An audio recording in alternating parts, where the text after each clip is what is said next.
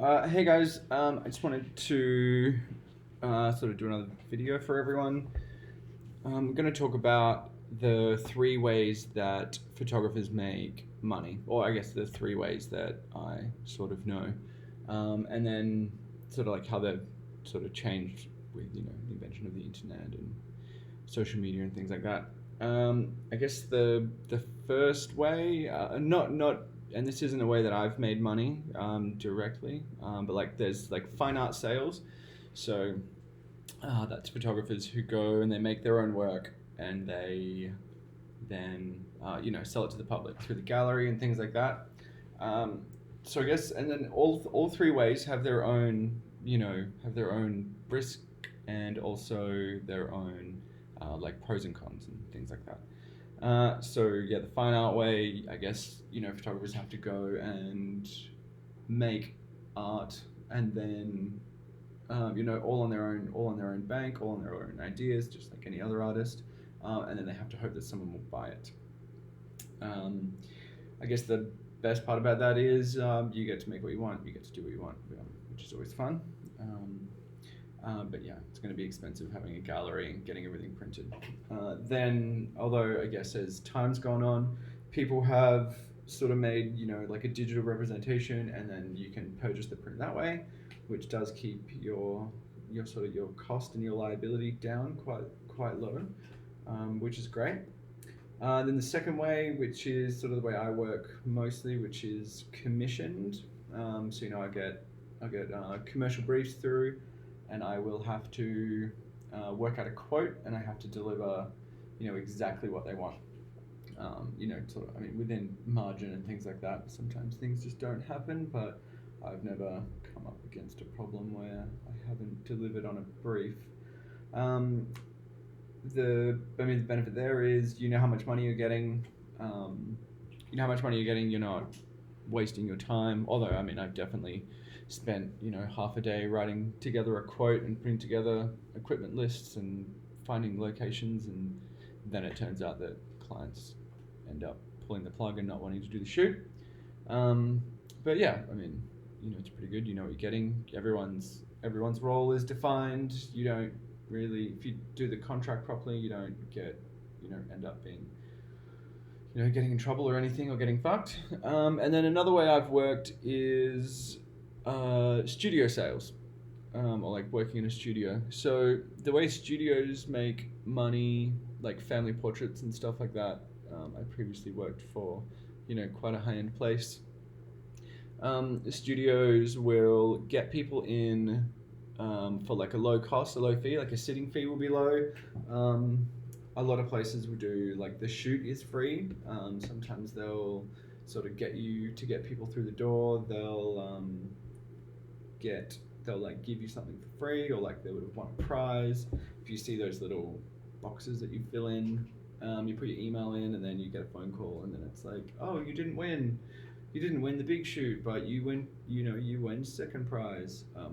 Just so 200 people that week won second prize. Um, but not necessarily a bad thing. Some people kind of think it can be a little bit manipulative and a little bit shitty behavior, but not really. It's just marketing. People, any marketing realistically is kind of getting people to buy something that they don't really need or want. Um, and the aim of sort of studio photography is someone has to create something just for you, and then you get to choose to buy it. So it's actually kind of a nice thing. They custom make it just for you, and then you choose it if you want. So I mean the cons there are you typically have to you have to pay for all this marketing. You have to pay for someone to go and get all your leads. You have to usually pay for a studio, or have huge equipment costs, things like that. You also have to play like a volume game, because not everyone will purchase stuff, and then you've wasted that time. There's 2 or 3 or 4 hours of shooting, and then it only cost you money. It didn't make you any money. On the pros, though, is if you do a great job, people can spend thousands and thousands of dollars. Me personally, My biggest sale when I worked at the studio, when I was doing just the sales, was $31,500, and my biggest sale my of my photos was like $17,000 or something. So you can. There's definitely like big money to be made there, um, and stuff like that. But I'd love to hear like questions around that as well, so put them in the thing. Um, Sort of then some of the work I do now when I do portraits of uh, yeah, some of the work I do now I do like sessions with just like one-on-one sessions with girls and stuff like that. The briefs are pretty loose, kind of thing, and I sort of blend the two together. I have there's like an initial fee in place that covers me for my time, so I don't waste my time because I hate doing that. And then I also offer like extras on top, so I sort of get the best of both worlds there. I'm always covered for my time, and then there's also that they get to choose more. So I'm still giving them that benefit of creating something just for them, and then they get to choose to buy it. There's no obligation for anyone to buy anything. Also, just coming back to that like fine art kind of thing. There's like been a few guys around lately. Like there's like OnlyFans and a new one called Mikani or something that sent me an email recently. Plays like that. That's sort of built on that sort of fine art sort of thing. People kind of like subscribing and stuff.